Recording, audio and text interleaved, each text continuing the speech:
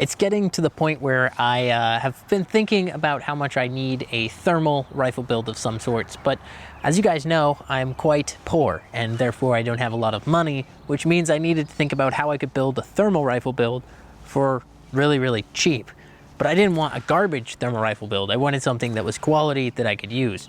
And that's where we are talking about today's DNT HYDRA HS225, and I've mated that with a Gideon 1-10 LPVO. Before we get too deep into this, guys, I just have to take a moment to thank our channel sponsors. That's Gideon Optics, that's this month Core Belts, and HSL Ammunition. HSL Ammunition provides all the bullets that you see me shoot on the channel, so that's really helpful for me. Core Belts, if you guys don't know, I wear their belts all the time. It's actually on my waist right now. I don't know if you can see it. Don't forget that if you use the code PLEASE at any of these places checkouts, or if you buy this Gideon 1-10 LPVO for your own thermal setup, using the code PLEASE lets them know that you actually like our channel and you listen to us and that they should keep supporting us. Thanks so much for watching.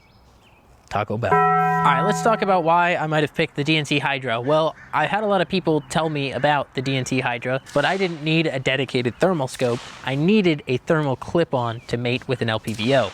The thought process there is that I don't want my rifle to be restricted to only thermal use, and I like the ability to take it off and have a fully functional lightweight battle rifle for any and all conditions and still have something magnified for an optic of choice here. So I'm not restricting myself to an only thermal rifle build, but I am in fact using the HS225 here as my thermal clip-on, which I did so with the AMD mount. They actually sell this on their website with the optic.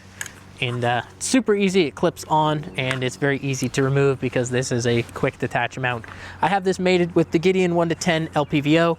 Again, obviously Gideon sponsors the channel, so shout out to Gideon Optics for sponsoring the channel, code PLEASE.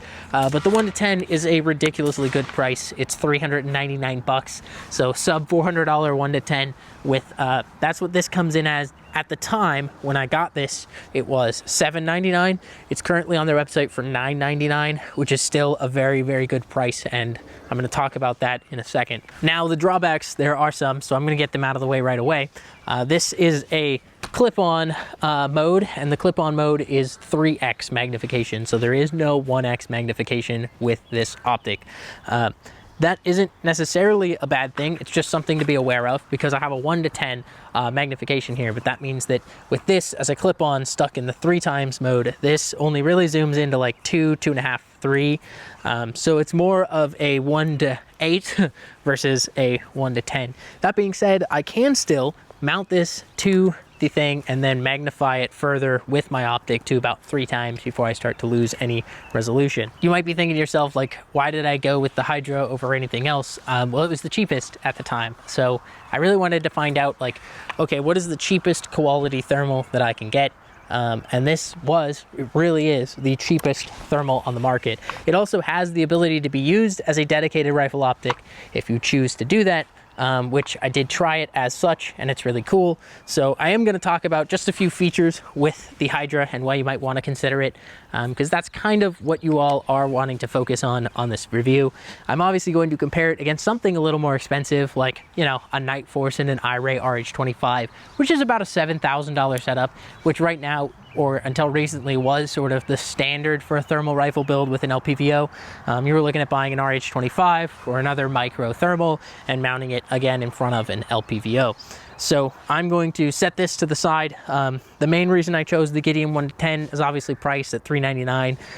I have a lot of experience with the Gideon optics. It has a really good eye box, and then obviously take all of this as a grain of salt because they do pay me to shill for them. So I'm also a hapless shill for them, but this makes my whole build, even at today's market prices, still around $1,400, which is ridiculously cheap for a full thermal setup. So we're gonna set this aside and I'll talk about some of the features and the reasons that I ended up picking the HS225 over even some of the other optics that are on DNT's website. So why did I pick the HS225? Well, obviously I reached out to DNT Optics and they were in fact willing to send me their cheapest, lowest end model to test for a video for you guys, which ironically is perfect because I don't need the toppest end stuff if the cheapest one will get the job done.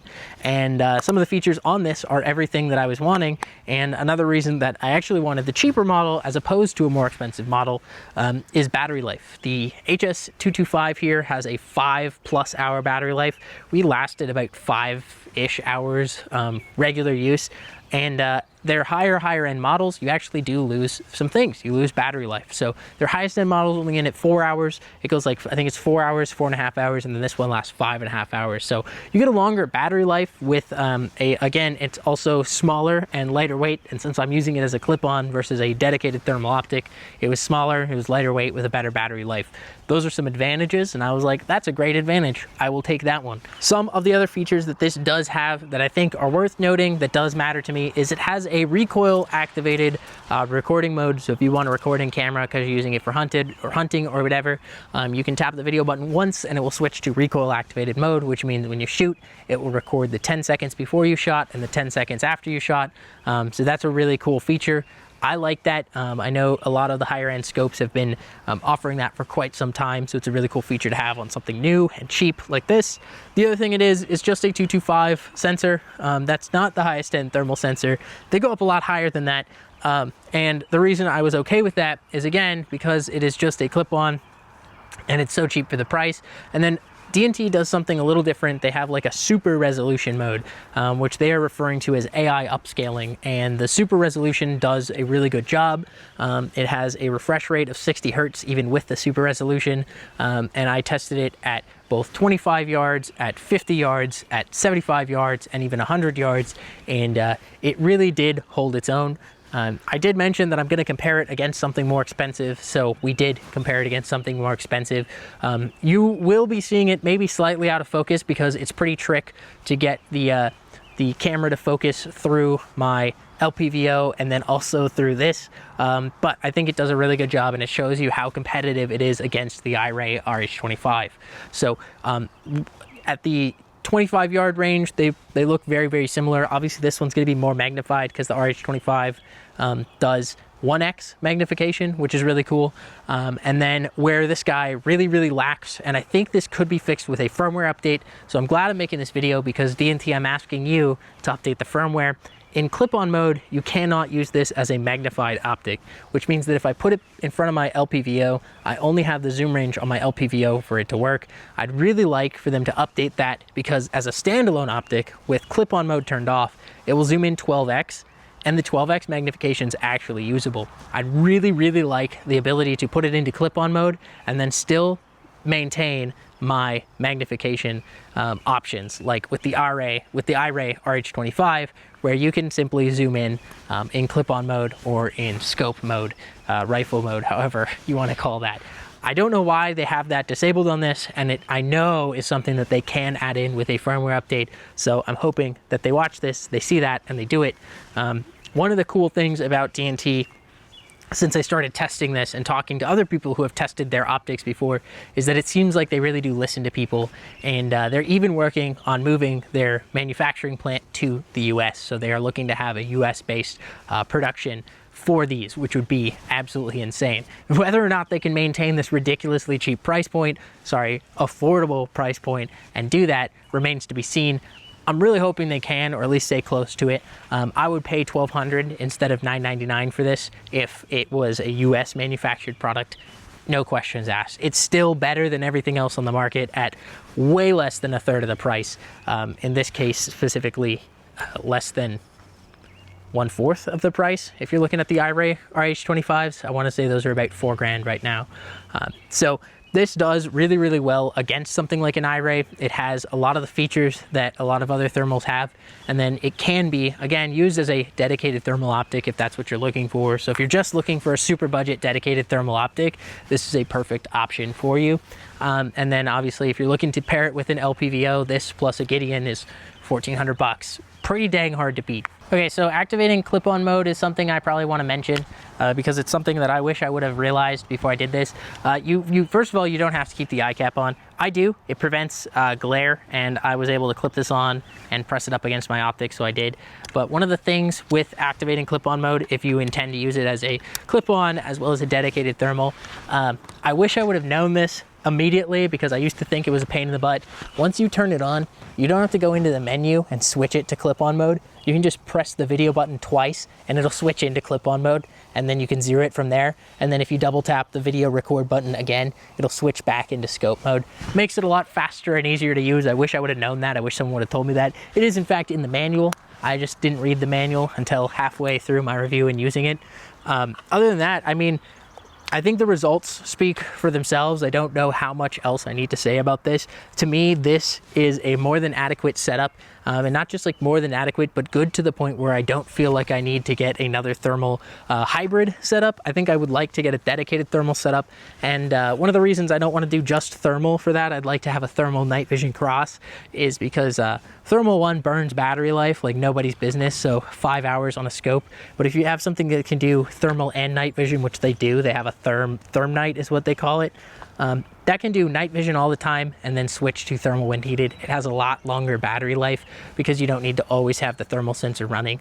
It also, with thermal's not magic, right? So if everything's the same temp or everything's a similar temp, it's really hard to distinguish shapes. So if you're using it for like target shooting or warming stuff up and you don't have thermal tape out there, it's gonna be a little more challenging to use. Just having the ability to do night vision or day vision even with your optics, that you can just use it like a regular optic. It's one of the things that I really want for a dedicated setup. I think for a clip-on setup for $1,400, you won't find a better option, and dare I say it, for less than $7,000, you probably won't find a better option. I think the RH25 from iRay is pretty much the most budget-oriented option on the market right now that I've seen, that's at least worth using.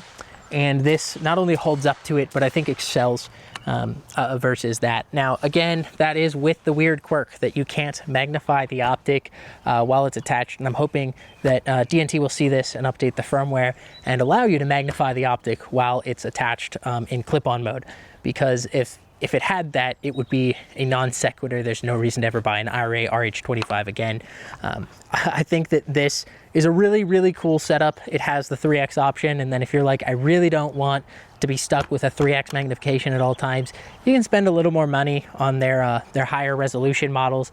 Their highest resolution model, I believe, stops at 1.5x, which is more than usable as a 1x. You could mount that as a solo optic, or even mount that to your head alone. Overall, I think that this budget setup is it's worth considering. I think that it's well worth owning a thermal optic of some type. This is more like a coyote gun to me than anything else, which is why, again, I have the thermal and this. So daytime, I'm gonna use this. Nighttime, I'm gonna use the thermal in front of this, and it will more than do the trick. So that being said, guys, I want to thank you guys for watching, and I also want to say that I've got probably another DNT review coming. Their Therm Night optic really interests me, so we are hopefully getting them to send us one of those and doing a really nice review on a dedicated thermal setup. For those of you who are like, screw it, I'm going to spend some real coin and get the best setup that I can for the best price that I can. DNT is doing big stuff. I like to see companies that want to come into the US versus companies that are like, we're in China, we love staying in China, we're gonna be here for the rest of our company. These guys are looking for an active way to get themselves into the US market. They're listening to customers, they're providing an excellent value, and it seems like they're listening to feedback.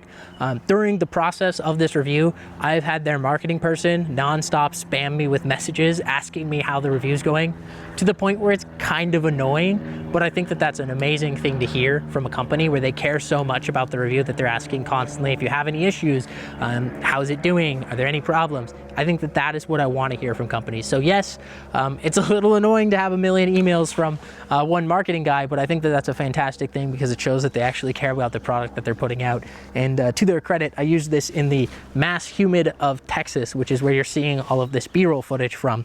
And I had zero issues of any kind, even on the most humid of days, which is where you're seeing the actual footage comparison from. That's it, guys. Thanks so much for watching. And as always, we'll catch you on the flippity floop.